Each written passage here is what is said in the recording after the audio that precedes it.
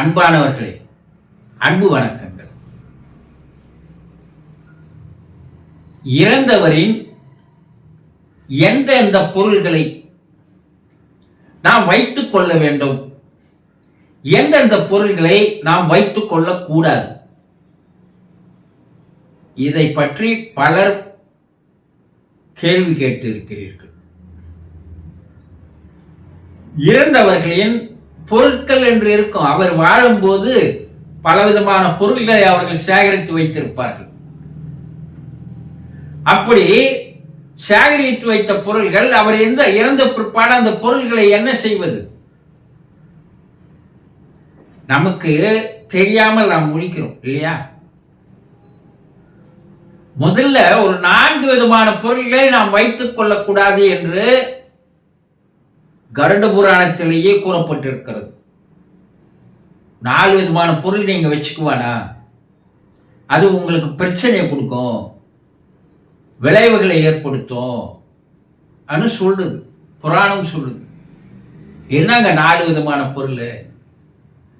அவர் இருந்த போது சேர்த்து வைத்திருந்த ஆடைகள், உடைகள், அது நிறைய இருக்கும். பெண்களாக இருந்தால் நிறைய இருக்கும். புடவைகளா வாங்கி சேர்த்து வச்சிருப்பாங்க. ஆண்களாக இருந்தால் அவர்களுடைய உடைகள் கொஞ்சம் ஒரு 10, 20, கொஞ்சம் வசதியானவங்க வந்தா 50, 100 கூட இருக்கும் இல்லையா? சிறுக சிறுக பார்த்து பார்த்து சேர்த்த அந்த உடைகள், ஆடைகள் அதிகமாக இருக்கும். அவர் இறந்துட்டாரு. இப்ப அந்த ஆடைகளையும் உடைகளையும் என்ன செய்யறது நீங்க நினைக்கலாம். அதை 1, 2 சலவைக்கு போட்டு எடுத்து ஒரு நினைவாக நீங்கள் வைத்துக் கொள்ளலாம். இருந்தாலும் அது சலவைக்கு போய் வரணும். அதுக்கு ஏன் காரணம்ன்றத நான் கடைசியா சொல்றேன். ஒரே ஆடை, 2 ஆடை அவர் நினைவாக வைத்துக் கொண்டு மீதி எல்லா ஆடைகளையும் சலவைக்கு போட்டு எடுத்து யார் ஆடைகள் இல்லாது இருக்கிறார்களோ, உடைகள் இல்லாது இருக்கிறார்களோ தேடி கண்டுபிடித்து அவர்களுக்கு தானமாக தந்து விடுவது இறந்தவருடைய ஆன்மா சாந்தி அடைவதற்கு ஒரு வழியாக கூறப்படுகிறது. அவர் சந்தோஷப்படுறார். நாம் பயன்படுத்திய உடை வேறு ஒருவருக்கு பயன்படும் வகையில் இருக்கிறதே என்று அவருடைய மனம் சந்தோஷப்பட்டா, ஆனந்தப்பட்டா, அவர் ஆன்மா அமைதி அடைந்து சாந்தி அடைவதற்கு, விடுதலை அடைவதற்கு ஒரு வழியாக இருக்கிறது என்று புராணம் கூறுகிறது. நாங்க விலை உயர்ந்த பட்டுப்புடவைங்க சேர்த்து வச்சாங்க எங்க அம்மா. அது கிடக்குது 50, 100க்கு மேல இருக்குது. அதனுடைய இன்றைய மதிப்பு எவ்வளவு போகும், லட்சக்கணக்கில் போகும். அதை போய் நீங்க எடுத்து தானம் கொடுங்கன்றீங்கன்னா அதில் ஏதோ 1, 2 அவர்கள் நினைவுக்கு வைத்துக் கொள்ளுங்கள். இல்லையா, நான் அவர் மருமக நான் பயன்படுத்துறேன், நான் அவர் பொண்ணு நான் பயன்படுத்துறேன். பயன்படுத்துதல் கூடாது, உபயோகப்படுத்தக்கூடாது என்று விலாவரியாக அப்படி பயன்படுத்தினால், உபயோகப்படுத்தினால் அதனுடைய விளைவுகள் என்ன என்பதை கூட கருட புராணத்தில் விரிவாக கூறப்பட்டிருக்கிறது. அப்ப என்ன பண்றது? இப்பதான் பட்டுப்புடவை விலைக்கு போடலாம, காசு வருது, அப்படி வேணுமானால் போட்டு விடலாம். ஆனா அதனால் வருகின்ற காசு உங்களை திருப்தி பண்ணுமே தவிர இறந்து போறவருடைய ஆன்மாவை திருப்தி அடைய வைக்காது, அமைதி அடைய வைக்காது. அதை நீங்க புரிஞ்சுக்கணும் இல்லையா? அப்போ 1, 2 ஆடைகள் மட்டும் நினைவுக்காக வைத்துக் கொண்டு மீதி அனைத்தையும் 1 தானமாக கொடுத்து விடுவது நல்லது, 2 அதை விற்று பணமாக்கி கொள்வதும் நல்லது. 2வது, அவர் சேர்த்து வைத்த அணிந்திருந்த நகைகள். பெண்களா இருந்தால் நிறைய நகை இருக்கும், ஆண்களா இருந்தாலும் கொஞ்சம் நகைகள் இருக்கும்.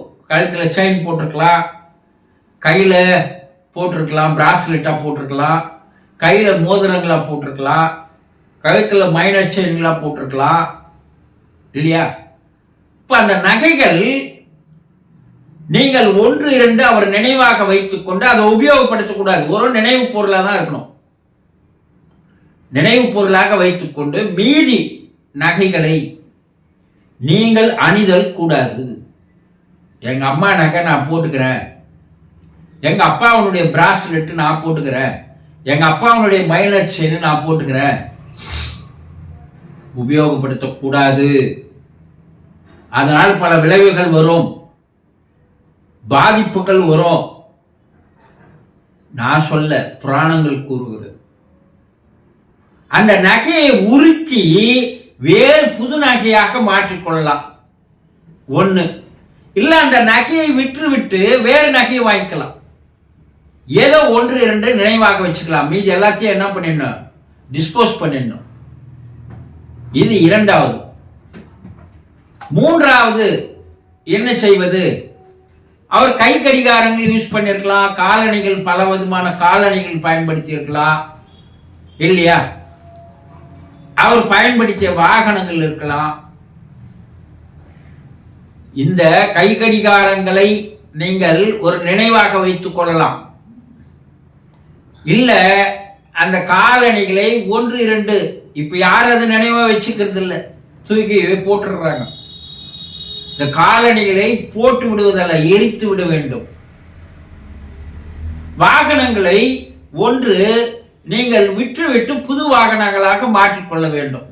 ஏன்னா கார் புதுசா இப்பதான் வாங்கினாரு அண்ணா, அதை நாங்க வித்துடலாமா? அந்த நினைவு அடிக்கடி அந்த வண்டி எங்க அப்பா வண்டி, எங்க அப்பா வண்டி என்ற அந்த நினைப்பு இருக்கிறது பார், அந்த நினைப்பு உங்களை பாதிக்க செய்யும். வேற வண்டி, எங்க அப்பா வண்டி நான் வித்துட்டேன், வேற வண்டி வாங்கிட்டேன் அப்படின்னு சொல்லலாம். இதனாலும் கூட சில பாதிப்புகள் இருக்கிறது என்று கூறுகிறார்கள். இது 3 வகையான பொருள்கள். 4வதாக பார்க்கும்போது அவர் படுத்திருந்த படுக்கை. இப்பதான் நான் அந்த ஃபோம் பெட்டு பயங்கரமான ரேட்டு குத்து வாங்கினேன். அது வாங்கி இன்னும் 1 வருடம் கூட ஆகல. அவர் தான் யூஸ் பண்ணிட்டு இருந்தார். அவர் இறந்துட்டாரு. இப்போ இவ்வளோ விலை கொடுத்து வாங்கின அந்த பெட்டை தூக்கி வெளியே போட்டுற முடியுமா என்று நீங்கள் நினைக்கலாம். கண்டிப்பாக அதை நீங்கள் உபயோகப்படுத்தக்கூடாது, பயன்படுத்தக்கூடாது. அவர் பெட்டு, அவர் பாய், அவர் பெட்ஷீட்டு, அவர் தலையணை அனைத்தையுமே நீங்கள் டிஸ்போஸ் பண்ணிடணும். அதை எடுத்துமே போட்டு எரித்து விட வேண்டும். போட்டு வந்துடக்கூடாது. எண்ணெயை ஊற்றி எரித்து விட வேண்டும். எங்கன்னா முச்சந்தில இல்லை எங்கன்னா ஆள் இல்லாத இடத்துல அதெல்லாம் எடுத்து போய் போட்டுட்டு எண்ணெய் ஊற்றி கொளுத்திட்டு வந்துடணும். காரணம், அந்த ஆன்மா அந்த படுக்கையை நோக்கி வருகிறது என்று கூறுகிறார்கள். அந்த வாசனை, இந்த வாசனை நோக்கி வருகிறது.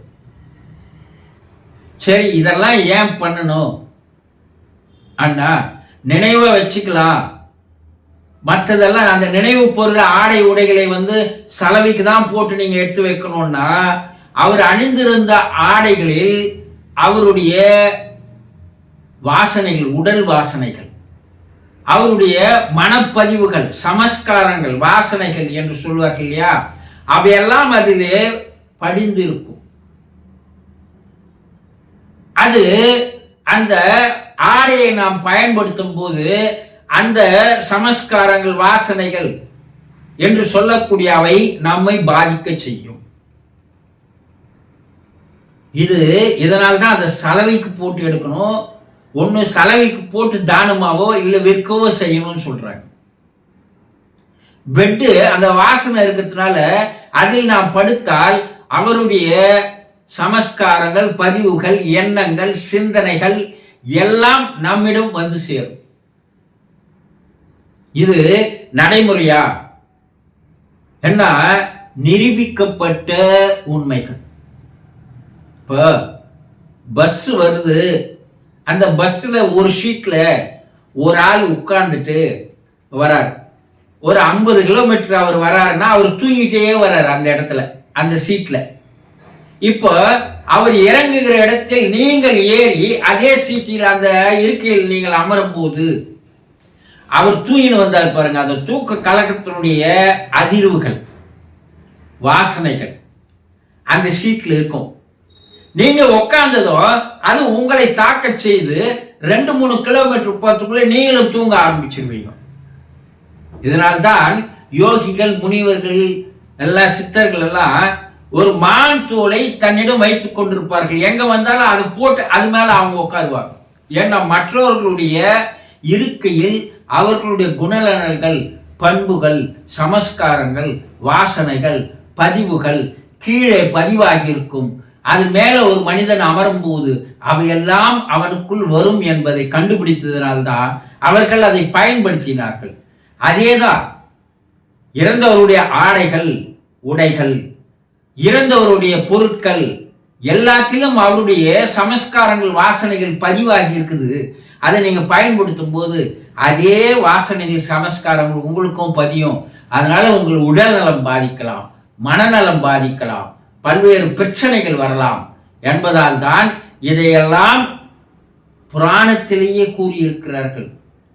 அது விஞ்ஞான பூர்வமாக இப்ப நிரூபிக்கிறார்கள். ஆகவே இறந்தவர்களுடைய பொருள்களை நினைவுகளாக நீங்கள் ஒரு சிலரை வைத்துக் கொண்டு மற்றதெல்லாம் நீங்க தானமாகவோ இல்ல விற்றோ அதை வேறு ஒரு உருவமாக மாற்றியோ நீங்கள் பயன்படுத்தலாம். புரிந்து கொண்டீர்களா? சந்தோஷம்.